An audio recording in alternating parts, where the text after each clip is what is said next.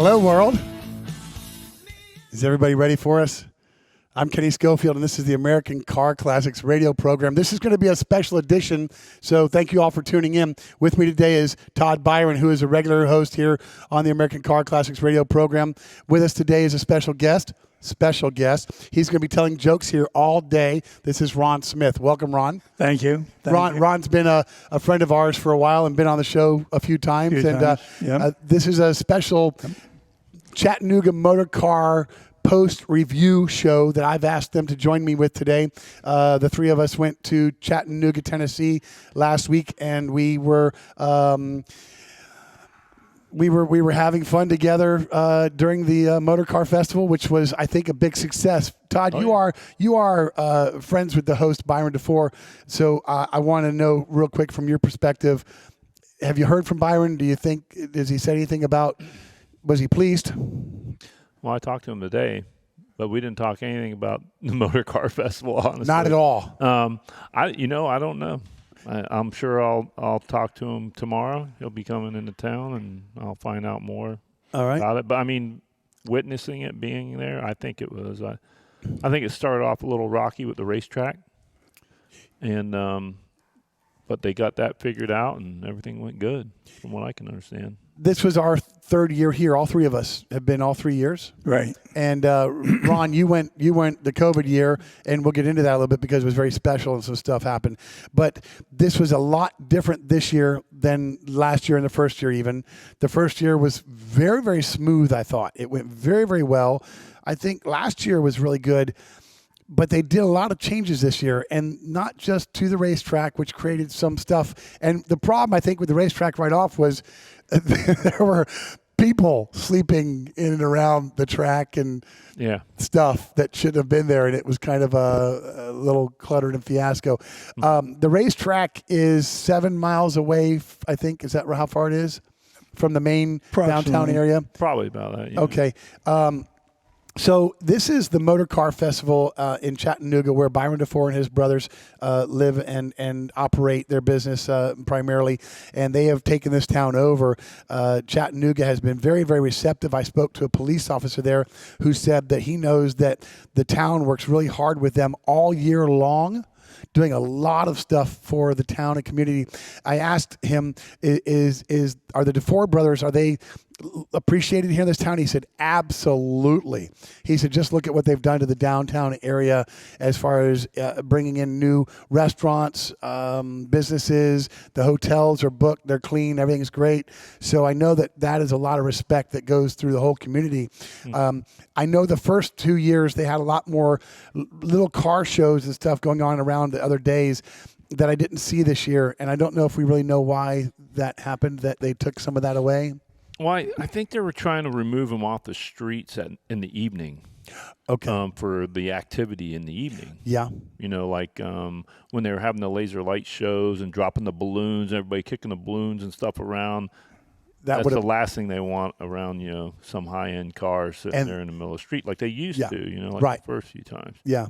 Yeah, there might have been a couple complaints about, and we'll go through the street festival, because that was the nighttime, and that's when things got kind of fun for us because we were relaxed and allowed to enjoy. I was pretty busy trying to cover it. We had our media passes from the track and from Mecum. We had our race vest that allowed us to get out to more areas in the track and do some better photography, better interviewing. You two, we started off, we arrived on, well, let's do this. I made some notes. Let's just run through this real quick. And this was the Chattanooga Motorcar Festival. This is their binder book from the 14th and the 16th of October that has just passed, and it was an incredible 3 days. I always have such a great time, and I always amp myself up for the trip. I went up in my Nova Lucy, which is a 1970 Chevy Nova. You two hopped in your truck, and you left Thursday morning. Yeah. And you arrived that night. Yeah. I left Sunday the 9th. I made a trip to Greenville, South Carolina, where I met up with my sister and my mom, who had just come back from a cruise. Ron, you've had 17 cruises this year. Good night. And you're not done yet, are you? Oh, I'm going Monday. So I met up with my sister and my mom in Greenville, South Carolina. Then I went out and saw some friends, Dave and Julie, in Asheville, North Carolina. Stayed there for a day and a half, and then I went to Silva, North Carolina, which is 3,000 feet elevation. It was beautiful. The weather was absolutely beautiful. The trees in the Carolinas were changing colors like mad. I saw everything from violets and purples to yellows and reds and greens and blues and camels that wore sweaters. It was incredible. But in Silva, I stayed at Scott and Eva Hill's house. Like I said, elevation of 3,000. It was a hill climb up. It was beautiful. I broke an engine mount, a transmission mount, a power steering pump bracket, 3 exhaust clamps, climbing all these mountains and hills and whatever I did. But I guess you better find a better mechanic to work on. I need to find some better parts, because I tell you, this stuff that's made in whatever third world countries suck. So we did our first ever edition of Hidden Hot Rods at Scott Hills with his 1968 GTO that he calls the GOAT. This has been a car that has been in his family since day one, and he got on the cover of The Legend, which is a Pontiac magazine, and we did our first ever interview, sit down. It was about 20 minutes long. I think it went really, really well, so that'll be airing here pretty shortly. Phil will get all that stuff taken care of pretty soon. We've been downloading a lot of stuff to him over the last 2 days since we've been home. So when we got to Chattanooga, we all three arrived on Thursday. Yep. You all checked into your hotel room, and I don't hear you anymore. That's all right. And I have a coughing fit. No, that's good. You're all right. And Thursday was quickly over. We had dinner Thursday night at Gilman's. Gilman's, right? Yeah. Which is a beautiful high-end place. You weren't there Saturday, but subsequently the Saturday before we left, I bought breakfast at Nettie's Roadside Restaurant. And I think Jake got like 3 to-goes. I didn't even know that or something. Breakfast bill was a lot less than what Gilman's was, but you took care of us at Gilman's. Yep. Thank you for that. It was a great steak and a good drink. Yep. I think I kept the knife, but we won't let Biron see that one.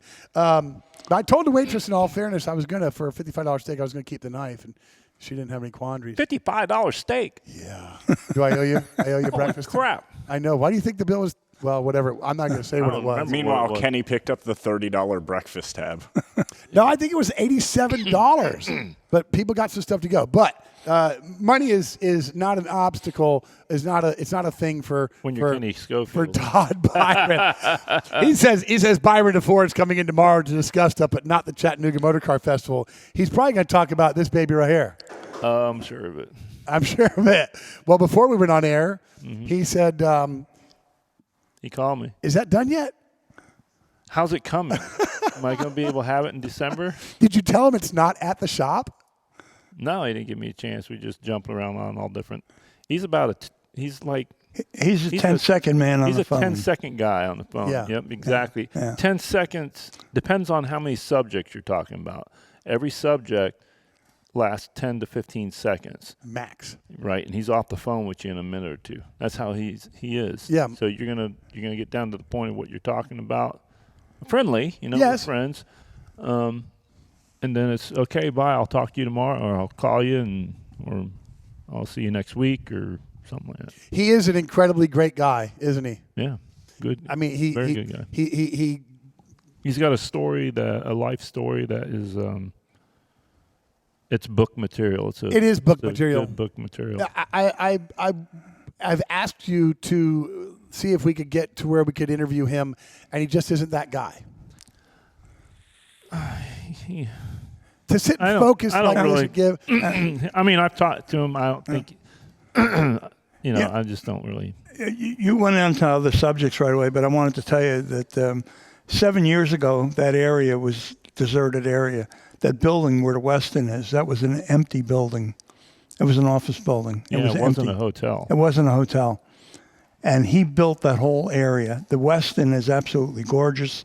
The inside, the rooms, the beds, the showers, the floors, everything in that place is just first class. Yeah, that Westin was really nice. I never stayed in there. I did my first stayed year. At the Bode. In fact, that hotel was rated the #1 hotel in the country. I'm sorry, in the world. And then last year they slipped to number 2, and now they're back to number 1. And you figured all the resorts around, that have Westin hotels on different private islands and everything. Yeah. And this one beats them all. Right. Wow. Yeah, we stayed. Remarkable. Steve Charbonneau, another host here on the American Car Classics program. We stayed there our first year, and it was great. I couldn't have asked for any more. Yeah. I had no idea that it was that highly ranked. Basically that new too. 7 years. That is incredible. That's a lot. I mean, it's how many floors? 10, because we were on the bunch. bars Oh, that's on the correct. 10th floor. That's right. But it looks taller than that. But it is an incredible hotel. Yeah. The staff is second to none. The Bode, that went through a lot of changes too. I went to Yeah. go to the front desk and there wasn't one. I know. I looked in that. there and saw that. Yeah, and I said when I checked I didn't in, do that. I didn't notice that. Really. yeah. So there's a little cafe bar now, breakfast bar and coffee that's called Dusk, and then when you do stuff at business, you go over to the bar, which is Dawn, and so you get served at dusk to dawn. That's how they did it. There was a little bit of stuff, whatever, and everything else with it. But I did appreciate my time at the Westin. It was, and the bar. We would jump around a little bit. There's no format to the show. The bar is on the 10th floor. It is a rooftop bar. Rooftop bar. Yep. It is a great bar. You walked in and said, "Hey, Greg," like you knew the bartenders. Well, we did. We did. He's from Biron. Let that be no surprise to you. Ron might have gone to a bar once or twice in his life. So this was a gentleman that's from Vero that Biron knows. Right. He's a And good friend of Biron. Asked to come up and help him out. And Worked as a bartender. he did great. Yeah. Yeah, he could have walked a little faster. He could have. He's not in a hurry. No, definitely not. Yeah. When we woke up on Friday morning, things got kind of busy. Meekum, which is their second year back, they came in Yep. and they had, I think, 600 projected cars, Yeah. and they did pretty good. I saw a sign for the Chattanooga Motorcar Festival, I think that was signed by Frank or something, a Meekum sign, whatever was it, that went for $5,000 for a charity. Oh, I don't know. Yeah, it was pretty big there. I was happy to see that. I know that Ron and I sat through the first several hours of Meekum, and we were kind of flummoxed. Is that an acceptable word? On the firehouse. On those firehouse cars, some of the prices of those cars for cars that did not run was outstanding. This was a collection. That was a a gentleman collection. that was pretty well known that has 60. There was about 60 cars, I guess, that were ran no reserve. And they came out, and like you said, none of them ran. None of them ran. Some of them, the carburetors weren't even on them. Yeah. I didn't look that close. Yeah. There was a 56 Chevy there I was really interested in, and it didn't have a carburetor, had a massive dent in the passenger's door, the hood, and the fender. Yeah. No carburetor, no battery. Yeah. I figured it was a $15,000 car. 15 to 20. I would have went. Hold it right there. Hold it right there. We're going to jump on a break. You're going to hear some music. We're going to come back and pick up on that. This is the American Car Classic Special Edition. Hang out.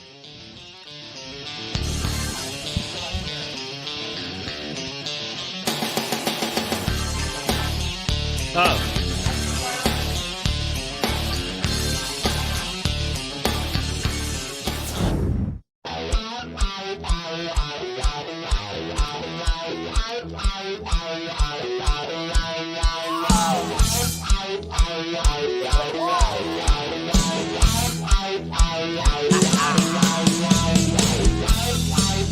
All right, everybody, we're back. Thank you for joining and staying with us. If you've tuned into us here at American Car Classics radio program, I am Kenny. This is Todd. With us today is Ron Smith, a special friend and guest, and I mean that, a special friend. Ron, before we were on the air, you had a joke. Tell me that joke one more time. The other night I was coming home from a bar and I got stopped by a cop and he says, "You drinking?" I said, "You buying?" Then I was going to call you for bail money. Yeah. We both heard it. We still laughed again, so that's pretty good. That's funny. So Friday, like I said, it started out pretty big. We were at the Meekum auction, Ron and I. Todd, we thought was buying a bidder's pass. Did you ever buy a bidder's pass? No. Okay. No. The line was long, but we called you, and I said, "Where are you?" You said, "You're watching from the other side." Yeah, I could see you guys. I was in the flow of the traffic, the cars going up on the stage. Yeah. And so you were looking at a 56 Chevy. Was it a 210 post, no post? What was it? No post. Right? No post. No post, yeah. And it was a little bit more beat up than what you thought. Actually, The body was nice. the body was nice. It just had some, The trim was beautiful. some pretty The stainless was excellent. bad dents. Okay. And the door and the hood and nothing that I couldn't fix. But overall, the paint really wasn't bad. The interior was very clean, and all the stainless and chrome were in great shape. I figured it was a $15,000. What did I tell you? $20,000 car. And what did the people of Chattanooga think it was worth? the people of Chattanooga said it was 60. Well, the buyer thought it was worth 65. 65,000. You're kidding. Plus, No, it's crazy. plus the fee Yes. At 7%? at 7. No, No, 10%. 10 for the buyer and 10 for the purchaser. So that's what, 72 grand? $72,000. Yeah. For a that car car. that's worth 15. No. No, I mean, No, it was. We thought that the value of it going through auction, not running with the dents and stuff, If you put it out in front of Dolphin, what would you put on it? 15. I mean, I'd get 15 if I was lucky. yeah. Wow. Right. But the car, my thought with the car was buying it, and when I got time, retro rodding it. Yes. LS-ing it with a Yes. Art Moore's chassis or something. Right. Like that. Because they're going for $120. $120. Somewhere, if it's done really good, you get upwards of 150. 50, Yeah, that's correct. right. That's Right. correct. So I have that 57 Chevy that Dave Herberg owned that we got. So maybe I need to make a deal with you. No. Well, now I'm a Thunderbird guy, and Yes, you are. And I watched all the Thunderbirds go through. You sat and kept telling me in your ear, Kenny, this car is worth. Kenny, this And car they is worth. were those cars were bringing money like they were running and totally restored. In fact, they were bringing more than that because I've seen cars bring 30, 35,000 that were running and restored in really nice condition. And these cars went through that auction and they were bringing $35,000 and $40,000, and you didn't even know if you had to do an engine in them. I mean, they were solid. A lot of them didn't have any rust. Now, when I talked to David Morton, who is our connection at the Mecum auction, he's a media coordinator.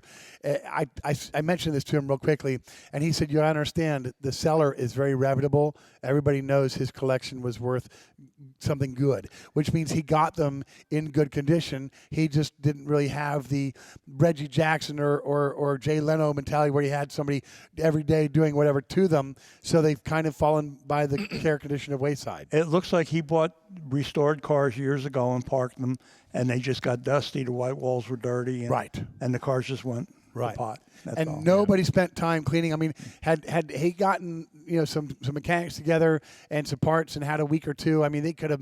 I mean, could we even imagine if that car had a carburetor was running and they drove it up? Well, it might have been another $10,000 or $20,000 on top of whatever stupid money was already being spent. Well, there was a Thunderbird, an F code, which is supercharged.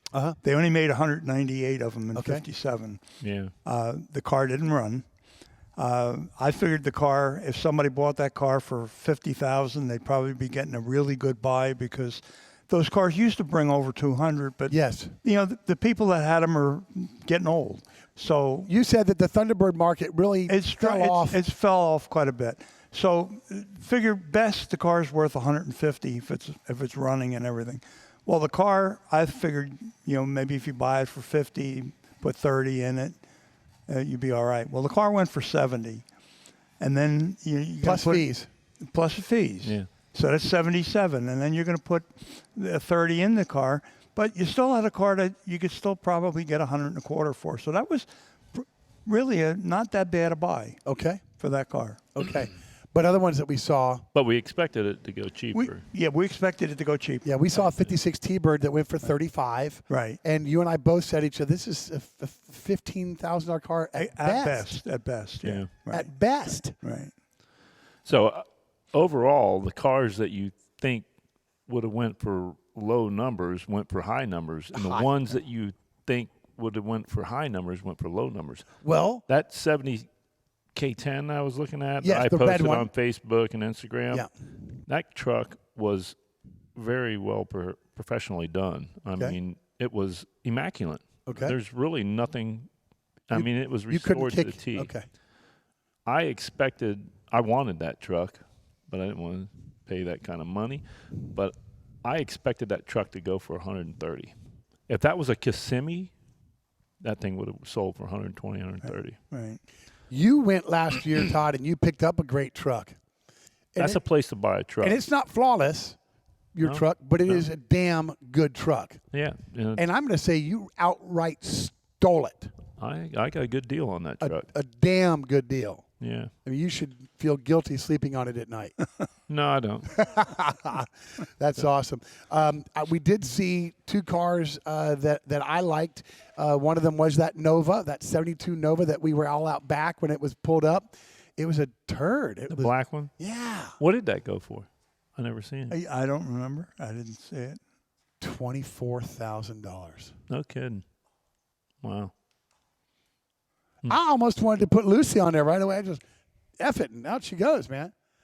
Run, drive like she weighed everything. Rent a car and drive home. I was just going to say, we get a hitchhike home. I ride next. Get an Uber. Sit on Ron's lap. I sit on Ron's lap. I'm not shy. Well, we saw Lucy's ugly sister on the way home. You did. I know. You did. It was crazy. You're pulling wow, that looks like Kenny's. Now, this car. thing had a roof rack. Yeah. It had a trailer hitch. Right. Towing a trailer. Yeah. With a boat on it. With a boat on it. Yeah. And it looked like the good dude was living in it because the car was full of crap. It was badged to 350. Yeah. Yeah, I saw that on the picture. Right. Yeah. What do you think that would have gone for? Trailer and all. What do you think? I mean, the boat, huh? That's hard to say. $8,000? $500. There was also a Monte Carlo in there. It was a 70 SS, and it went on Friday. The Nova didn't go till Saturday, and it went on Friday, and it sold for 61. Really? 60, I think.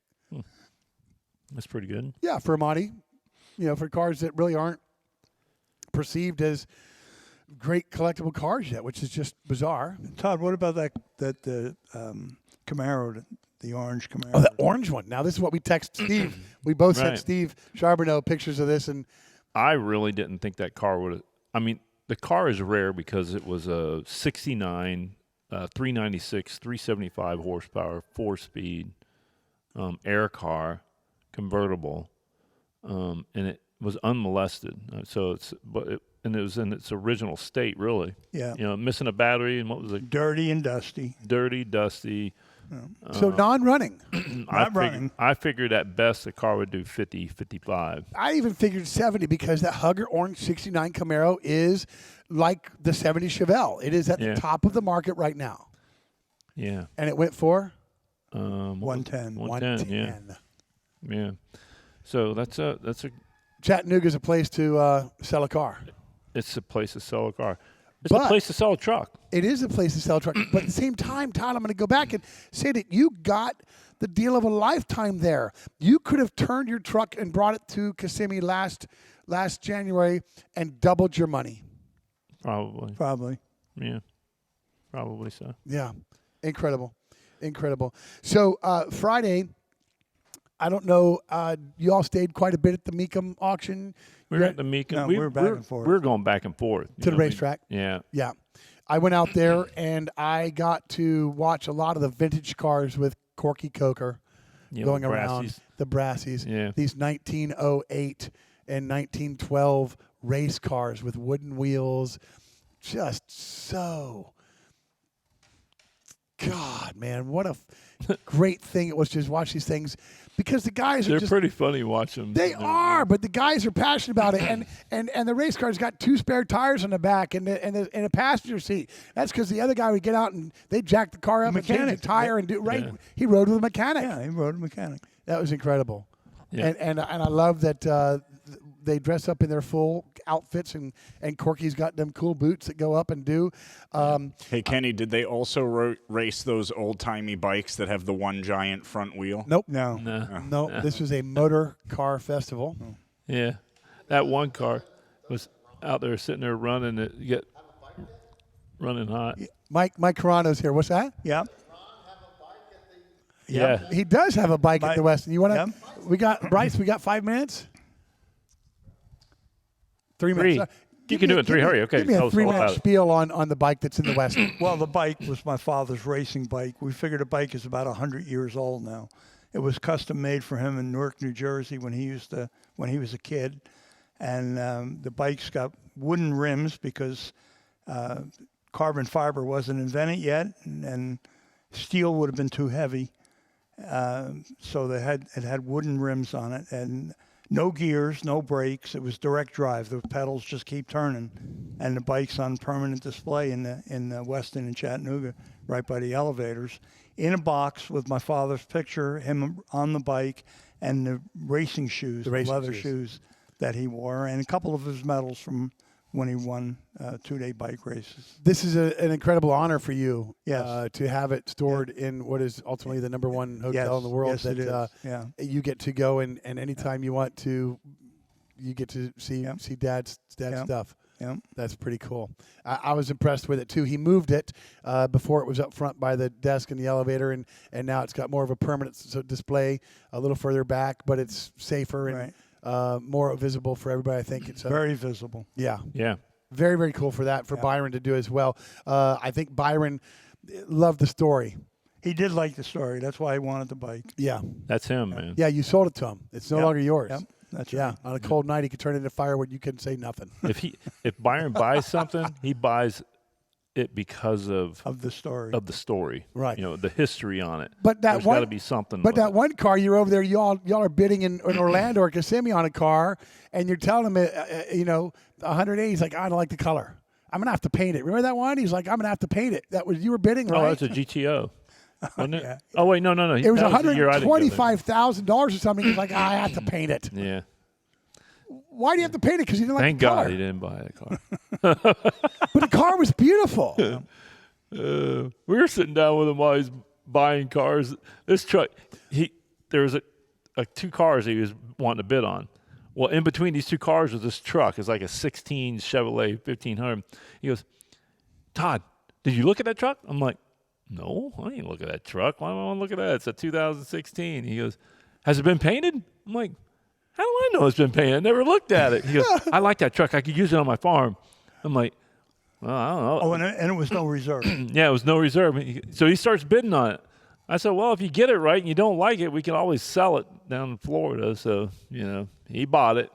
Fortunately, it was a really nice truck. Never been never been painted. I couldn't believe the condition of that truck. The paint, the wheels. The wheels like somebody put brand new wheels on it. Yeah. And he bought a good price? Yeah, he got it for like 17 grand. Yeah. Oh my gosh. Yeah, 2 cracks in the dash. So. Down here, that's a $35,000 truck. So I told him, I'll get 25 out of All right, we're going to come back to Biron DeFore at the auction, Amicum auction on Saturday, because a little bit more to it than just that pickup truck. Yeah. This is the American Car Classic Special Edition, Chattanooga Motorcar Festival. We'll be right back.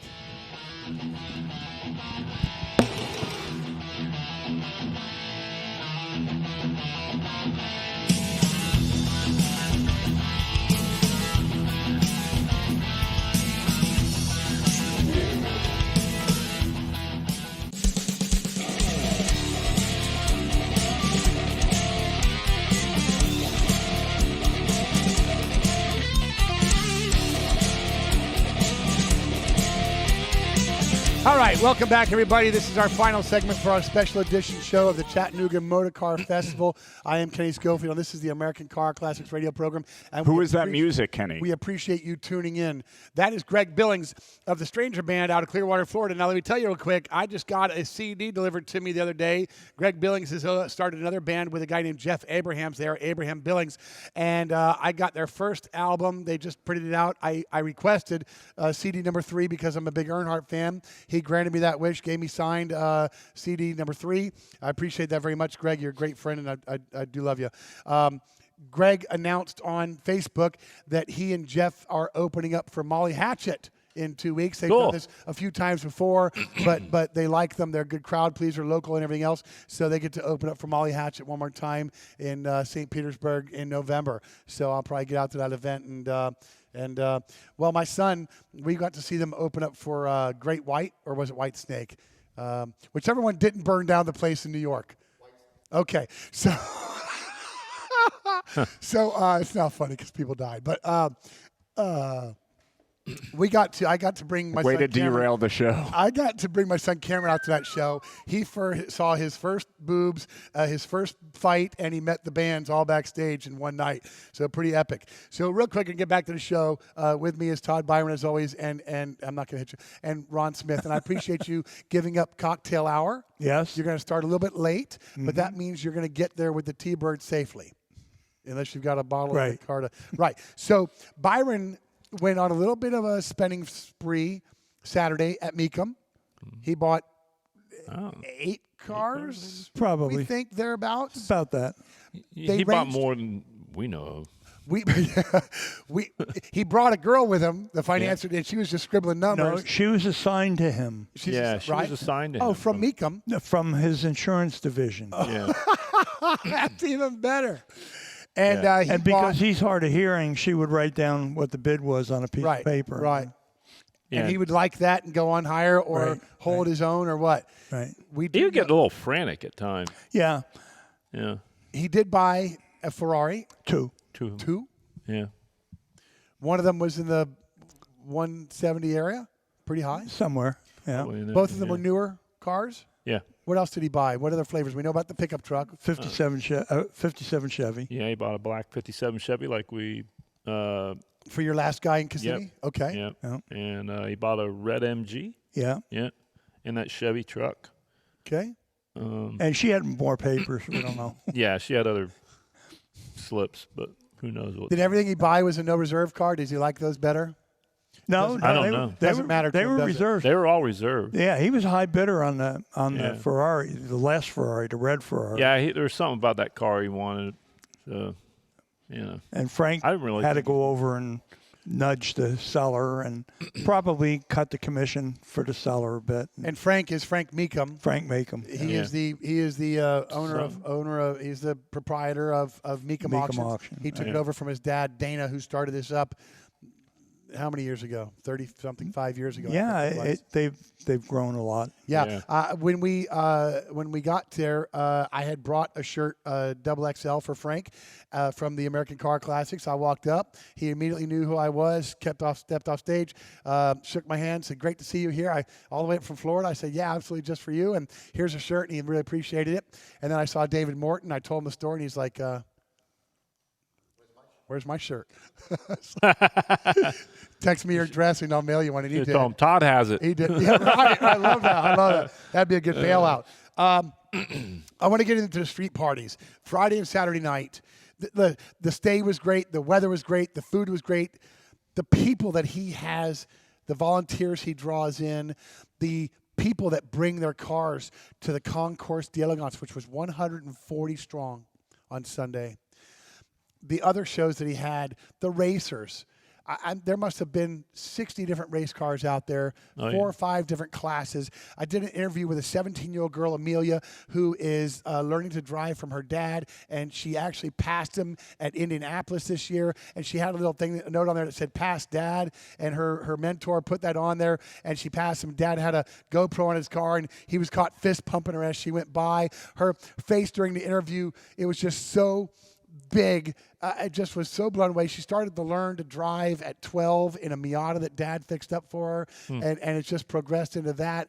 And they have so much fun. And I've done given that to Phil, and he's going to get that interview up on our page as well. But the street festival. Yeah. Last year, Ron, it got you in a little bit of trouble. Well, the balloon drop was really something. No, this year. the They didn't street have the festival balloon didn't get drop him in last trouble. year. The alcohol got him in consumption trouble. got him in Okay. trouble.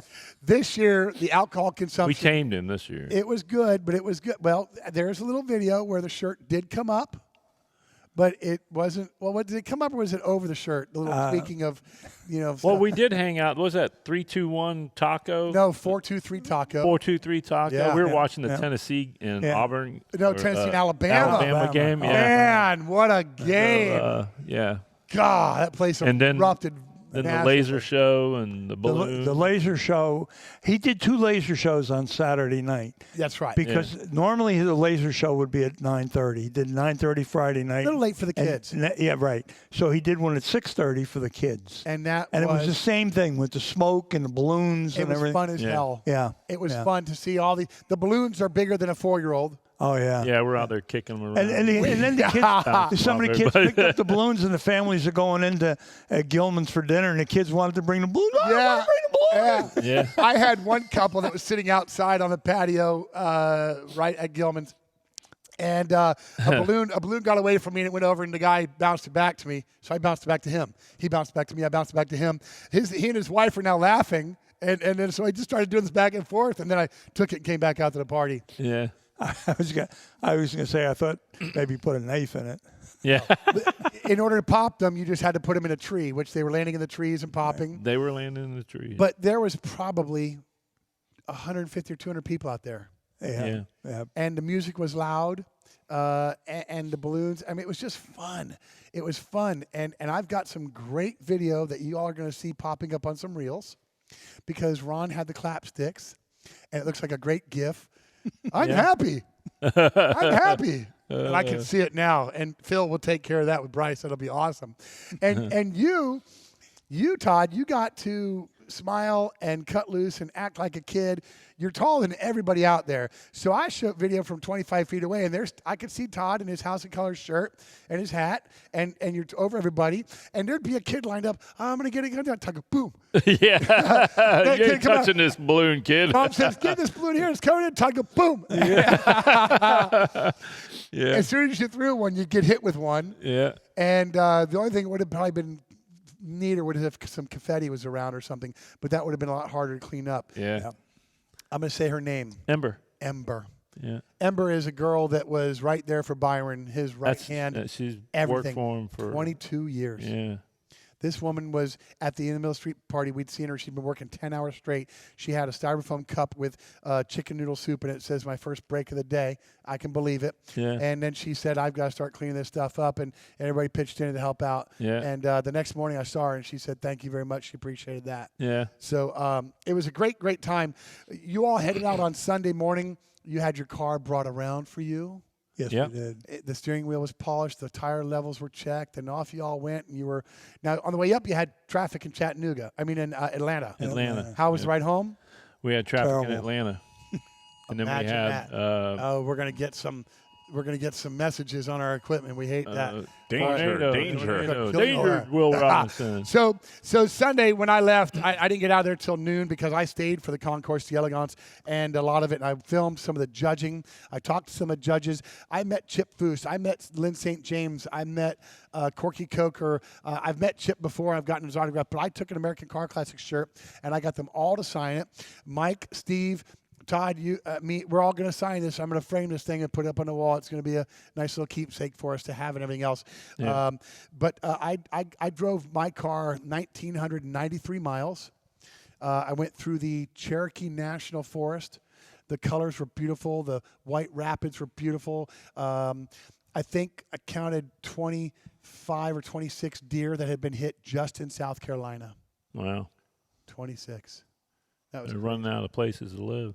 Well, the population is growing, and that's why they've got hunting season. So, overall, I would say that the Chattanooga Motorcar Festival for us as fans was a great time. And I know, once again, I'm going to go back. I know you're almost obligated to go back. Oh, yeah. And you're taken care of so well that why would you not? Julie didn't get to go with us this year because of Flock U Farms, but hopefully next year she'll be able to join us again. Ron, Definitely. You'll certainly be back. I hope so. You're going to see Biron while he's here tomorrow? Every morning when I wake up and I say, well, another day, I'm still here. That's right, because you're in your 80s, man. You never know. He'll be here, man. You'll be here. Yeah, God don't want you, bro. He's 80 years old in a 20-year-old body. I love that. I love that. We can only be so lucky. Yeah. Yeah. When you see Biron tomorrow, both of you, please let him know that we all did really appreciate this event, that we heard so many great things about him and his family from the community and everything else, right?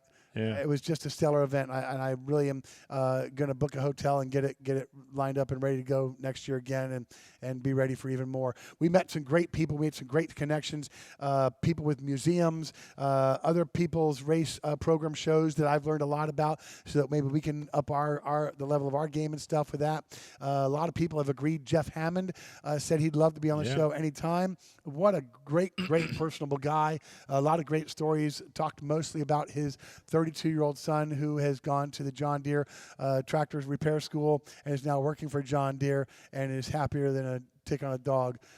He talked about his 140 acres and the extra 40 that he cares for. He talked about his wife and family, and I don't think we talked much about racing. I showed him my Earnhardt tat. He said, "That's nice. I knew his dad." Yeah.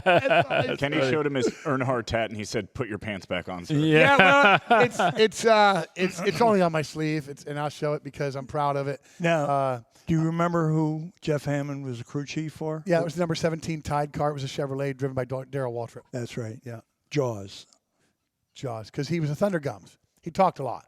He liked that microphone. In pit lane, he did that little dance that one time. Yep. But do you that remember was when he won the Daytona 500? the 500? But then do you remember the Winston when he got wrecked and Jeff Hammond went after the other crew and they fought in pit road? Yeah. Yeah. That was good stuff too. That's something we'll talk to Jeff about down the road. So sometime you have to go to Darlington, South Carolina, go to the track, and go into their museum and see Darrell Waltrip's car right there in the museum, all crushed up. The car that he wrecked. Really? Huh.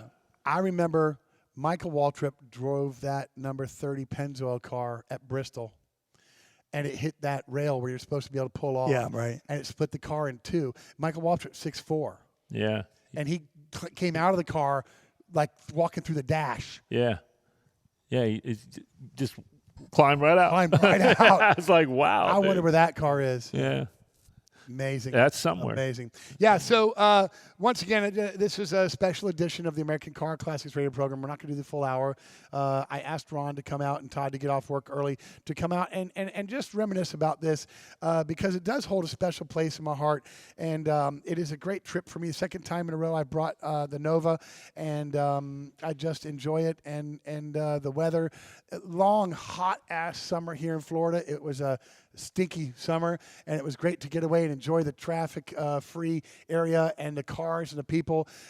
Tiny, who owns the Inside Restaurant, I saw him 3 times. He remembered us from last year.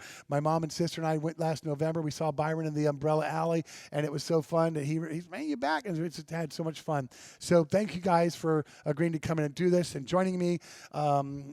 This is the American Car Classics radio program. We're going to go ahead and fight the mosquitoes, sign off, and get out of here. And like our page, follow us, share something, make a comment, leave a Facebook page comment, whatever you need to do. Just Thank do you very something. much. Just do something. Enjoy. Thanks for having me. All right. Yeah.